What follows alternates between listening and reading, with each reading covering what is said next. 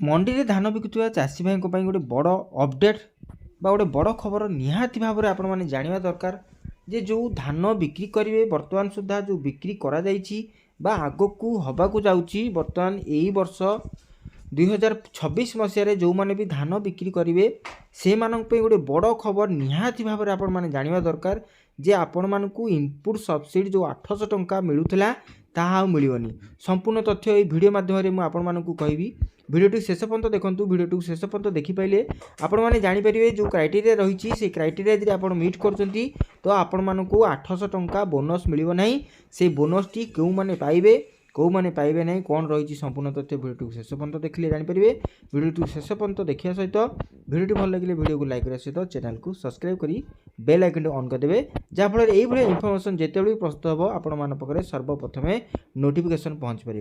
तो चलतु मुझे प्रमाण सहित आपण देखे रखुची सरकार निजे खाउटी जोगाण मंत्री खाउटी जोगाण कल्याण मंत्री निहाती भाव में निजे कहते जे जो गुटाक आपण माने निहाती भाव में देखा जानिबा दरकार।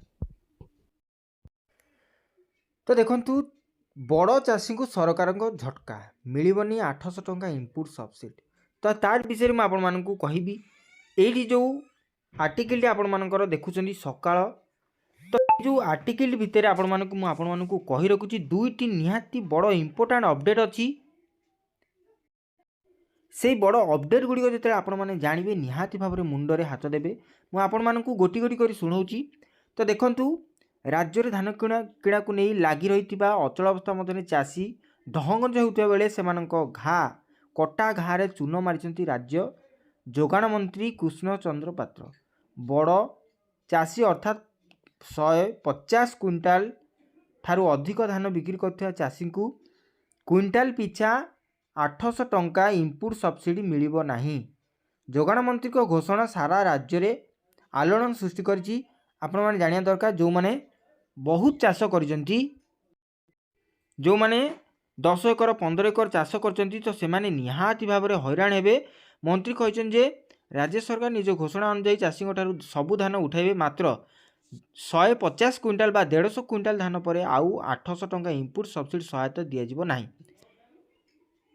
150 क्विंटाल पर्यंत चाषी 3100 टंका पाइबे एहा परे आउ जेते धान देबे सरकार ताहाकू 2369 टंका किणवे अर्थात आपण मानक पर्यंत जो रही 2369 3100 टंका केवल 150 क्विंटाल को मिलिबो। ता परवर्ती समय आपण माने जेतेबे धान बिकिबे धान बिक्री हम किंतु 2369 टंका रेट आपण मानक मिलिबो आउ मिलिबो नाही जो इनपुट सब्सिडी रही ताहा मिलिबो नाही एटा आपण मानकू कहिजो ना माइनस हो 800 टंका ता परवर्ती समय मिलिबो नाही। मंत्री यही मंतव्य पर सारा राज्य चाषी मध्य असंतोष तीव्र होइछि। राज्य सरकार चाषी को इनपुट सहायता घोषणा करिया पर अनेक प्रशंसा नहीं हेले प्रथम वर्ष धान किणारे व्यापक अव्यवस्था सह कटनी छटनी परिमाण बढ़ीगला।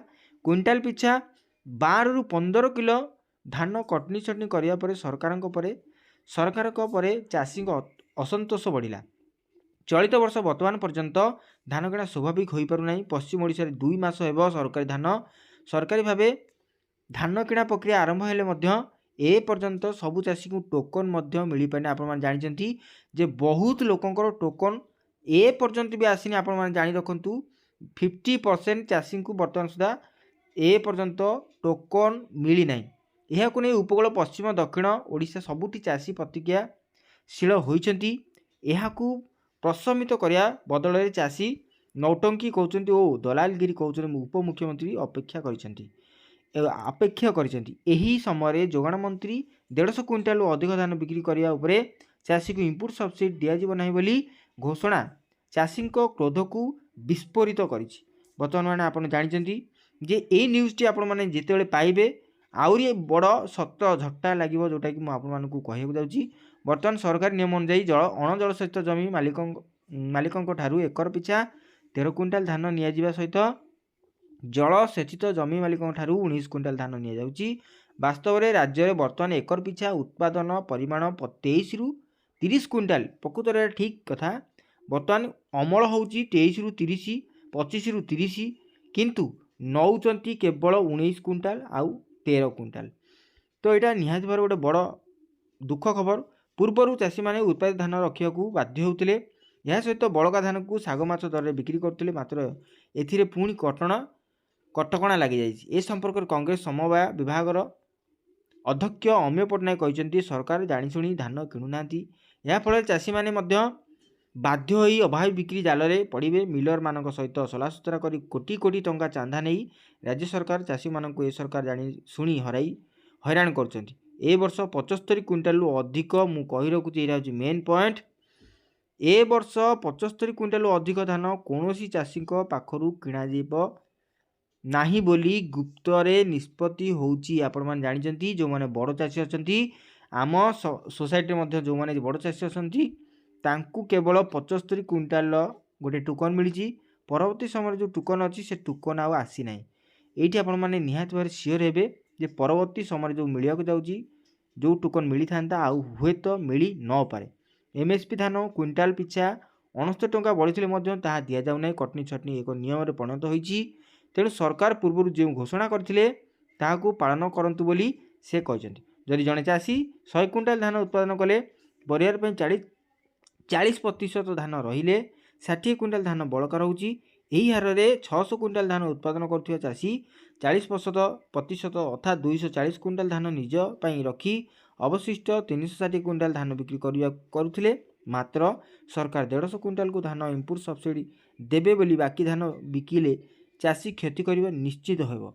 ନିର୍ବାଚନ ସମୟରେ ରାଜ୍ୟ ସରକାର ସମସ୍ତ ଧାନ କିଣିବେ ବୋଲି କହିଥିଲେ। ମାତ୍ର ଏ ନିଷ୍ପତ୍ତିକୁ ଓହରି ଯାଇ ଚାଷୀଙ୍କ ପ୍ରତାରଣା କରାଉଥିବା ଚାଷୀମାନେ ଅଭିଯୋଗ କରିଛନ୍ତି। ନିହାତି ଭାବରେ ଗୋଟେ ଚାଷୀଙ୍କୁ ବଡ଼ ଛାଟ ମିଳିଛି।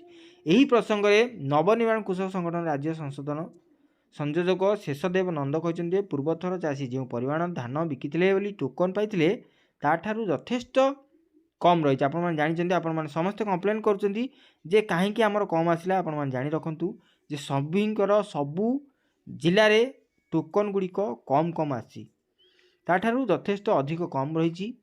ଏହା ସରକାରୀ ଷଡ଼ଯନ୍ତ୍ର। ବିଜେପି ସରକାର ଚାଷୀ ବିରୋଧୀ ମାନସିକତା ବିଭିନ୍ନ ସମୟରେ ସେମାନଙ୍କର ବକ୍ତବ୍ୟରେ ବାହାରି ପଡ଼ୁଛି ବୋଲି ସରକାର ଚାଷୀଙ୍କଠାରୁ ସବୁ ଧାନ ନ ଉଠାଇବା ପାଇଁ ସବୁ ପ୍ରକାର ଉଦ୍ୟମ କରୁଛନ୍ତି ବୋଲି ଶ୍ରୀ ନନ୍ଦ କହିଛନ୍ତି।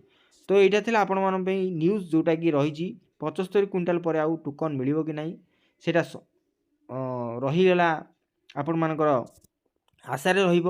ତା ପରବର୍ତ୍ତୀ ସମୟରେ ଯେଉଁଟା ରହିଛି 150 କ୍ୱିଣ୍ଟାଲ, ତାହା ମଧ୍ୟ ସରକାର ଡିକ୍ଲେୟାର କଲେ ଯେ ସାରା ରାଜ୍ୟରେ ଲାଗୁ ହେବ ଯେ 75 କ୍ୱିଣ୍ଟାଲରୁ ଧାନ ଯଦି ଆପଣମାନେ ଅଧିକ ଦେଉଛନ୍ତି, ଧାନ ତ ବିକ୍ରି କରିପାରିବେ, କିନ୍ତୁ ଇନପୁଟ୍ ସବସିଡ଼ି ଯେଉଁ 800 ଟଙ୍କା ସିଏ ମିଳିବ ନାହିଁ। ତ ଏଇଟା ପରବର୍ତ୍ତୀ ସମୟରେ ଜଣାପଡ଼ିବ ଯେ ପ୍ରକୃତରେ କେତେ ଦୂର ଠିକ୍ ହେବ, କେତେ ଦୂର ଭୁଲ ହେବ। ସରକାରଙ୍କ ତଥ୍ୟ ଏଇଟା ରହିଛି। ପରବର୍ତ୍ତୀ ସମୟରେ ଲୋକମାନଙ୍କର ତଥ୍ୟ ଯେତେବେଳେ ରହିବ, ଯେମିତିକି ଆମର MLA ମାନଙ୍କର ଦରମା ବଢ଼ିଥିଲା, ପରବର୍ତ୍ତୀ ସମୟରେ ତାହା ସ୍ଥଗିତ ରଖାହେଲା, ସେଇଭଳି ଭାବରେ ଏଇଟା ମଧ୍ୟ ହୋଇପାରେ। ଆଶା କରୁଛି ଏଇଟା ହେଲେ ବହୁତ ଭଲ ହେବ। ଆପଣମାନେ ନିହାତି ଭାବରେ ସହଯୋଗ କରନ୍ତୁ। ଏଇ ମେସେଜ ସରକାରଙ୍କ ପାଖକୁ ଯାଉ ଯେ ଯେଉଁ ଚାଷୀ ଚାଷ କରିକି ତାର ଜୀବନ ନିର୍ଦ୍ଧାରଣ କରୁଛି ବା ତାର ବର୍ଷ ସାରାର ଅମଳ କମାଇବା ପାଇଁ ସେ ଚେଷ୍ଟା କରୁଛି, ଯେତେବେଳେ 200ରୁ 300 କ୍ୱିଣ୍ଟାଲ ଧାନ ସେ ବିକ୍ରି କରିବାକୁ ଚେଷ୍ଟା କରେ, ତାର 10 ଏକର ଧାନ ଅଛି, ସେମାନେ କ'ଣ କରିବେ? এই ଅଭାବୀ ବିକ୍ରିରେ ନିହାତି ଭାବରେ ଫସିବେ। ତ ସରକାରଙ୍କୁ ନିବେଦନ, ଏହାକୁ ନିହାତି ଭାବରେ ଯେଉଁ କଥାଟି କହିଛନ୍ତି ତାକୁ ଓହରି ଯାଆନ୍ତୁ। ମିନିମମ୍ଟା 300 କ୍ୱିଣ୍ଟାଲ ରଖନ୍ତୁ, ମ୍ୟାକ୍ସିମମ୍ 500 ରଖନ୍ତୁ। ଯଦି ଏଥିରୁ ଧାନ ଦେଉଛନ୍ତି, ନିହାତି ଭାବରେ ତାଙ୍କର ରାସନ କାର୍ଡ଼ ତ କଟିବା ଦରକାର, କାରଣ ଯେଉଁମାନେ ଏତେ ଧାନ ଦେଉଛନ୍ତି ସେମାନଙ୍କର ନିହାତି ଭାବରେ ଚାଷ ବିଲ ଅଛି, ନିହାତି ଭାବରେ କଟିବା ଦରକାର। ସରକାରଙ୍କୁ ନିବେଦନ। ଆପଣମାନଙ୍କର ନିବେଦନ କ'ଣ ରହୁଛି ନିହାତି ଭାବରେ ଭିଡ଼ିଓର କମେଣ୍ଟ ସେକ୍ସନରେ ଆପଣମାନେ କମେଣ୍ଟ କରନ୍ତୁ। ରହୁଛି, ଭେଟ ପୁଣି ଏକ ଅପଡ଼େଟ୍ ଭିଡ଼ିଓରେ, ସେ ପର୍ଯ୍ୟନ୍ତ ବିଦାୟ ଦିଅନ୍ତୁ। ନମସ୍କାର, ଜୟ ଜଗନ୍ନାଥ।